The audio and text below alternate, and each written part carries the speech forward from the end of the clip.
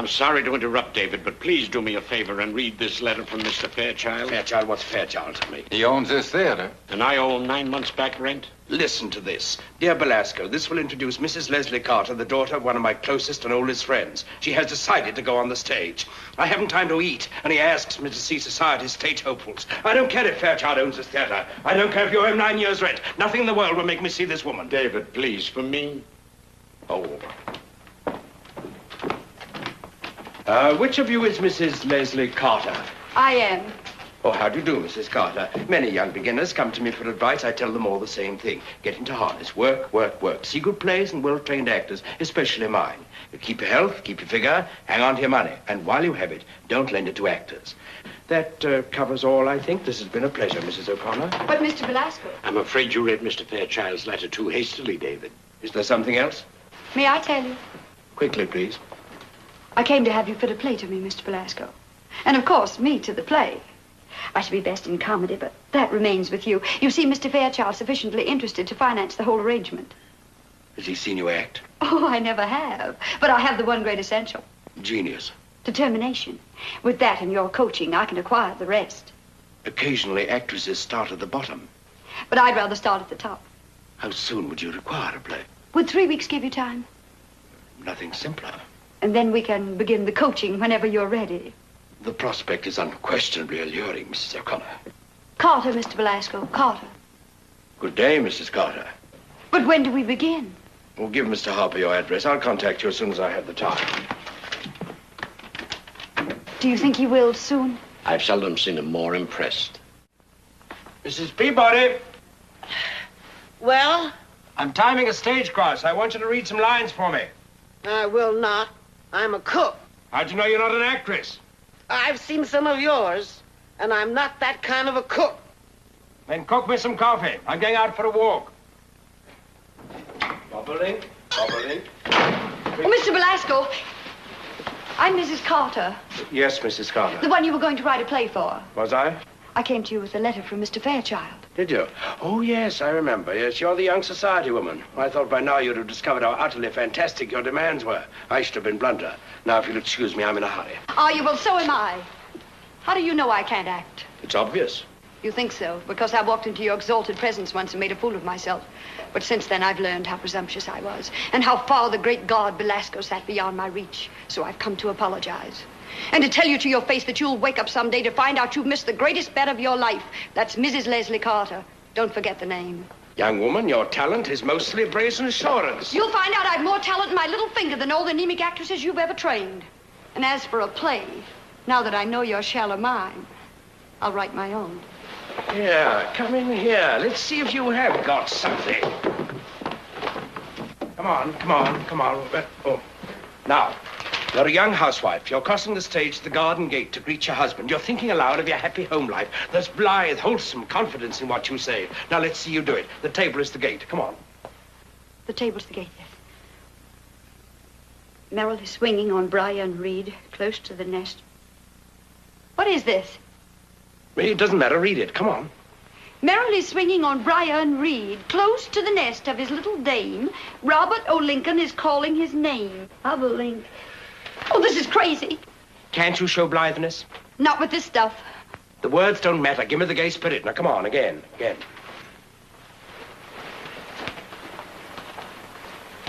Merrily swinging on briar and reed, close to the nest of his little dame. Wake up, wake Robert up. O'Lincoln is calling his name. Bob O'Lincoln. Stop Bob it! O'Lincoln. Stop it! You're just a clumsy clothes horse with a million elbows. What's wrong with my elbows? Everything. You act with them, think with them, talk with them. Pretty soon you'll be sticking them in the eyes of the audience. Now you're at the window. Now walk down stage center.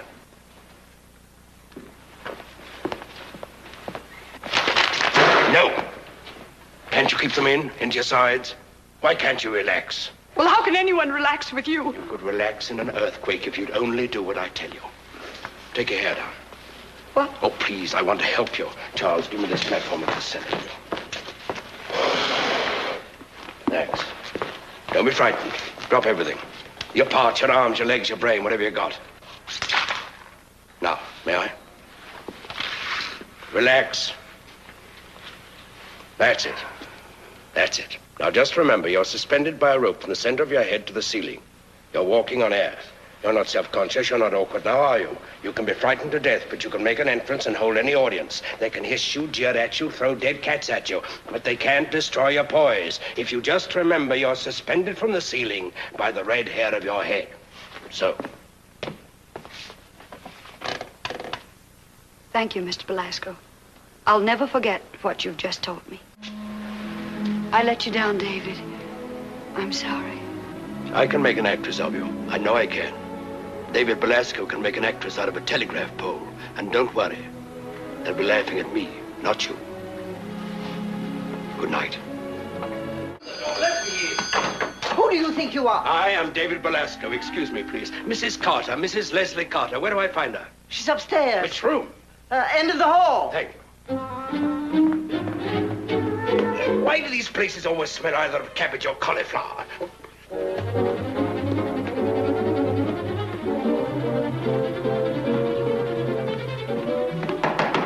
Who's there? It's David. My wonderful news. Mr. Belasco, how nice. I beg your pardon. I'm looking for Mrs. Leslie Carter. That room there. Thank you.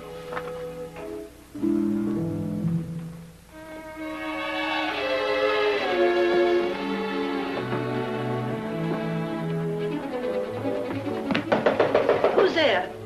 It's David. My wonderful news.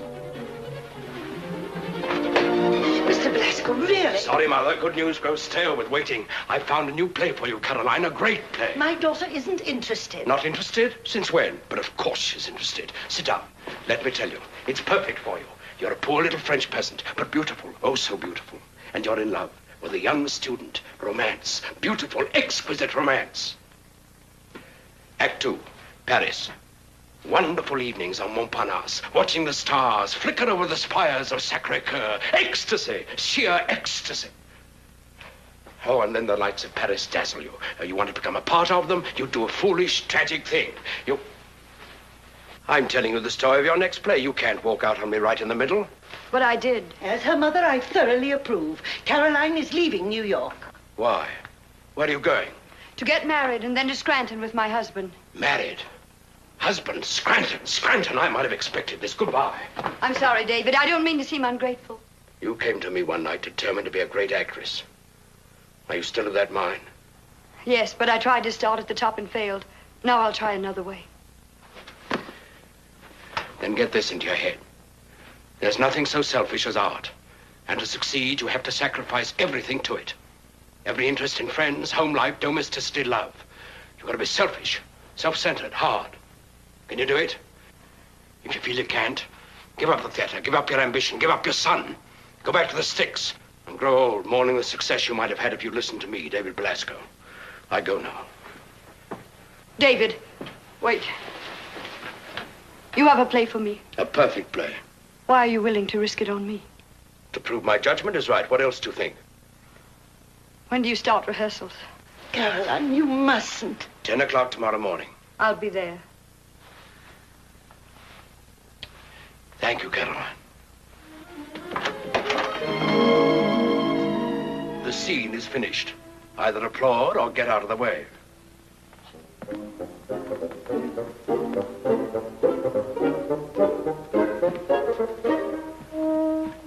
You're in my way, young man. And you're in mine. Lou.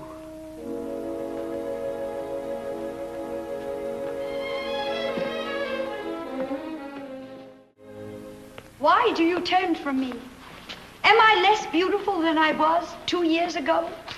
Have I been deformed by a single... Why do you turn from me? Am I less beautiful than I was 2 years ago?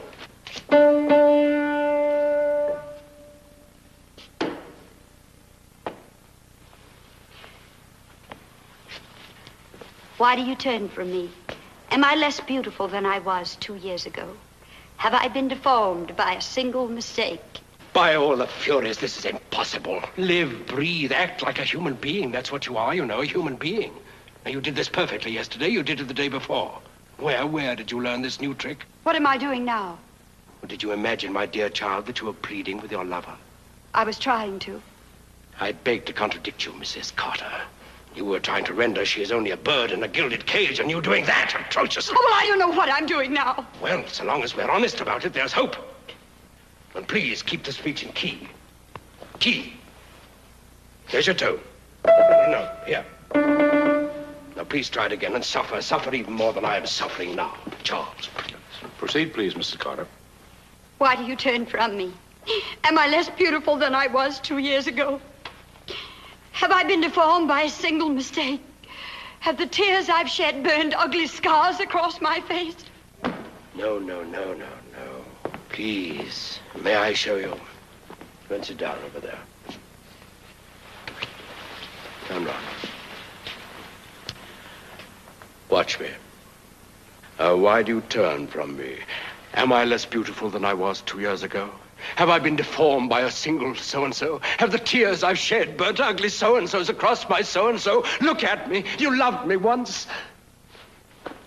There you are. And you let us go on dreaming our silly dreams of possession. Louder, please. Silly dreams of possession. You don't have to shout. Knowing that the time must come because you can't escape its memories. That's wonderful. Never mind, see you. Try the laugh again.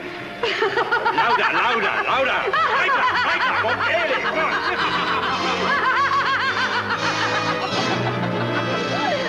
on. Enunciate. Enunciate distinctly. You're hungry for love. Try to get some emotional starvation into your voice. And I'll see all the things I've ever dreamed of. No. Please believe I love you, Paul. Please believe I love you. Please believe. Please believe. Please. How do you think it is, Charles? I think it got over. Not just first night applause? No, it seems healthy. I'll try to get 10. Oh, I'm going out in the alley, Charles. I need air. I know you. I'm Lou Payne. Lou Payne? Oh, yes, I remember. What are you doing here? Enjoying Caroline's success the only way I can. Don't be too sure of that success, young man. That applause you get is from excitement. They're calling for you. I know. Why don't you go on? Why don't I go on? Because I'm terrified, young man. I'm always terrified at every opening. Would you mind walking with me? Caroline was great, wasn't she? What did you think? Well, I wasn't inside. You see, I'm playing stock in Scranton, and I couldn't get away in time to get a ticket. 14. Oh, yes, she was great. She'll always be great so long as she listens to me. 15. They'll applaud tonight and pan the show tomorrow. Sometimes I wish I'd never gone into this business. No, they won't. I know applause when I hear it. She's got 'em. 17. It's 9. We're sunk.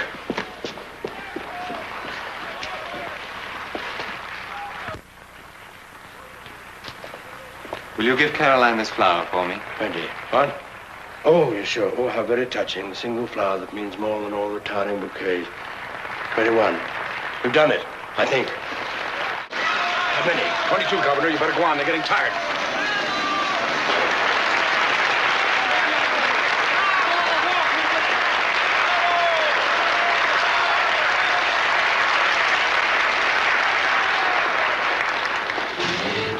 David. We've done it, Caroline. We've done it. You were superb, divine. Mother, look, tons of flowers. Oh, here's a real offering from a chap on the street who didn't even see the show. Who? Poor man playing stock in Scranton. Caroline, you've conquered New York. That means you've conquered the world. You can have anything you want. David, how soon can we play Chicago? In time, my child, in time. We've a hit, a real hit. We're good for at least a year. Where's that leading man? One finds it so difficult to get you out in public, Mr. Belasco. I can't resist this chance to deluge you with questions. Do you mind? The theater is an illusion, madam. It's best for those outside it not to know too much about it. But it's so fascinating. For instance, where do you get your wonderful ideas? They usually emerge like mermaids out of a sea of perspiration. But what do you think of the theater as a business proposition? The theater isn't a business proposition, sir. It's, something you marry, for better or for worse. One doesn't expect a great actress to be like other people. That's right. Actors aren't supposed to be human beings, are they? They're strange animals, always on exhibition. Caroline. Why, people love to admire them as they would a good bit of horseflesh or a brilliant peacock spreading its feathers. Oh, David, how stupid. Wait Will you a minute. excuse me, please? Mrs. Carter will be right there. Caroline, What's the matter with you? Oh, theater. Theater. Is there nothing in the world but theater? Not for us. It's the most important thing in our lives. Not in mine. Have you ever stopped to think what I've given up for it? Every interest in friends, home life, love. Your own words, David. Now, here I am. You don't know what you want. Perhaps I don't. But I'm going out and look for it. Hello? Yes, speaking. He'll get over it. Oh, hello, David. Hello? Hello? Caroline, is this press report that you were just married correct? Oh, is it in the papers already? Yes, and you told me nothing of this. I wasn't worthy of your confidence. Well, I didn't think the reporters would tell you first. I wanted to tell you myself, David. Louis and I were coming down the first thing in the morning. Oh, David, I'm so happy. Caroline, can you hear me? Yes, David. I'm very glad, because it's the last time you shall ever hear my voice. He hung up. He was furious. Oh, Caroline, what Oh, if you... don't worry, Lou. Don't you think I know him inside out? He's raving now, but he'll be sending me roses in the morning. Mr. Belasco, Mrs. Carter's here. I'm not in.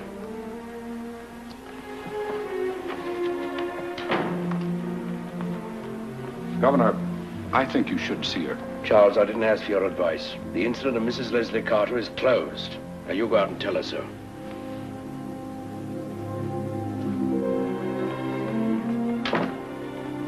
Hello, Charles. Congratulations, Caroline. Thank you, Charles. Is the governor ready to cut my head off? Well, I'm sorry, my dear. He left New York this morning. That's a lie. He just won't see me. Well, I'll do something about that. I wouldn't if I were you. You're both too upset. Oh, let me by. So I have to force my way into the royal presence.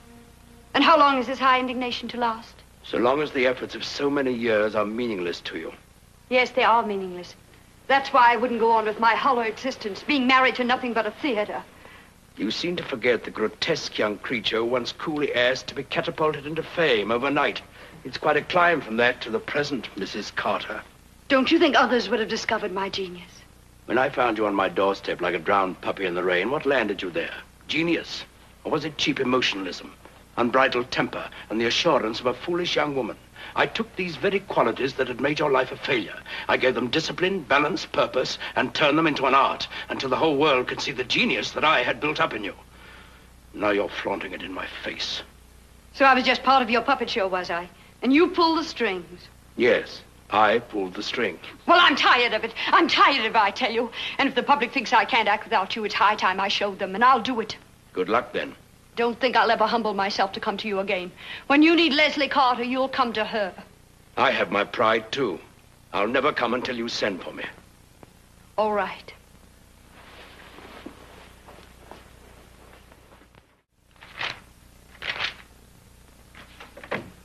Who's there?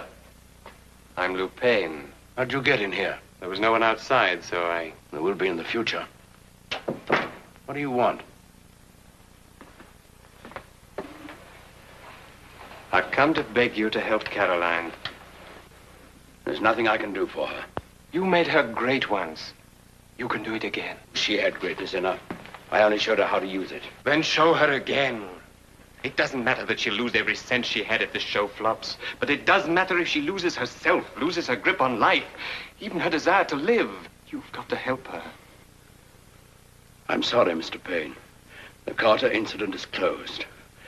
Now, if you'll excuse me, I have a 10 o'clock rehearsal tomorrow morning. You created a perfect thing once. I can't imagine you letting anyone destroy it. Even yourself. When Mrs. Carter thinks she needs me, she can send for me. So I got to say that too, have I? I got to tell you how she humbled herself. Begged me to say that she needs you, needs your help. Begged me to say Don't that... say it. I didn't know what I was asking. I'll come.